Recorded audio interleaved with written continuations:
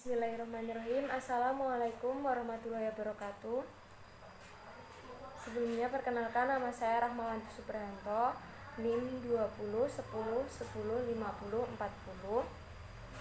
dari kelompok A5.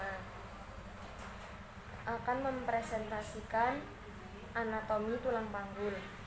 Tulang panggul dibagi menjadi 3 bagian, yaitu os coxae, os sacrum, dan os coccygeus.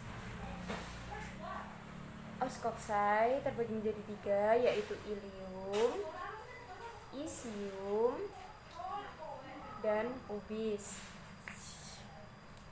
Pada ilium terdapat crista iliaca. Kemudian tonjolan bagian atas disebut spina iliaca anterior superior.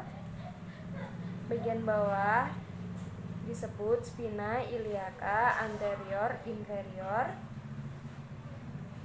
Kemudian bagian atas belakang itu disebut spina iliaca posterior superior. Tonjolan yang bagian bawah disebut spina iliaca posterior inferior. Kemudian pada bagian ini disebut linea terminalis. Kemudian isium. Isium itu terdapat spina ischiadica.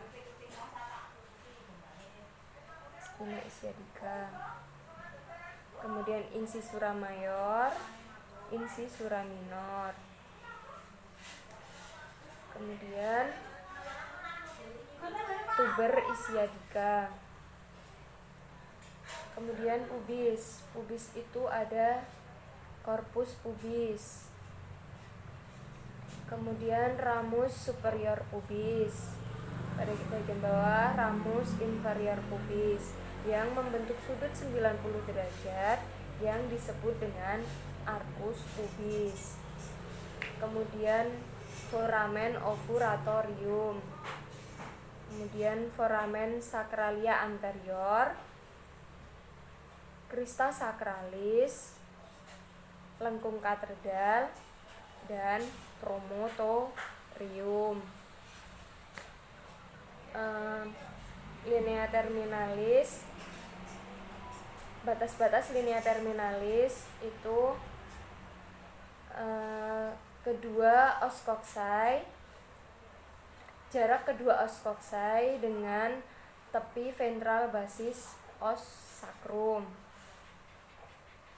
Kemudian linea terminalis membagi panggul menjadi 2, yaitu pelvis mayor yang ke arah kranial berisi organ pencernaan, pelvis minor yang ke arah kaldon berisi organ reproduksi. Kemudian pintu atas panggul. Pintu atas panggul itu dari promontorium, linea illuminata atau linea terminalis, kemudian ramus superior pubis, dan tepi atas simfisis pubis.